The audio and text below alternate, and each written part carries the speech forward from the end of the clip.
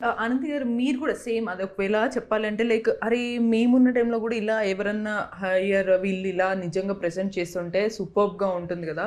So ఇప్పుడు ఉన్నారు upcoming stars are directors వీళ్ళందరికీ కూడా ఇలా మంచి కంటెంట్ ఉంది, సో మీరు రావచ్చు చేయొచ్చు అనే వాళ్ళకి మీరు ఏం చెప్తారు? ఇప్పుడు చాలా హెల్తీ స్పేస్లో ఉన్నాము.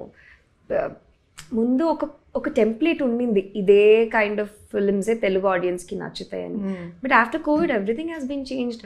People are loving new ideas, new directors are coming out of like little hearts ఎలా హిట్ అయింది.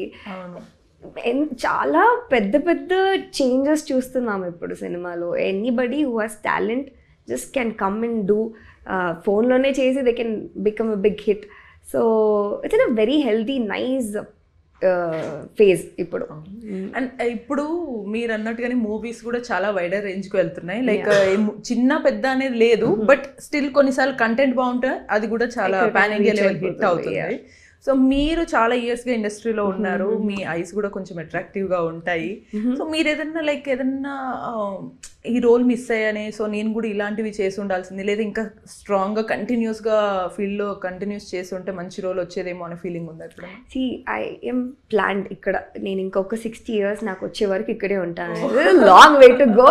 I keep doing picking good roles. ఇప్పుడు రమ్య క్యారెక్టరే ఐవ్ బీన్ లైక్, అంటే నేను అందరికీ సాఫ్ట్ గర్ల్, ఇన్నసెంట్ గర్ల్ ఇట్లనే తెలుసు.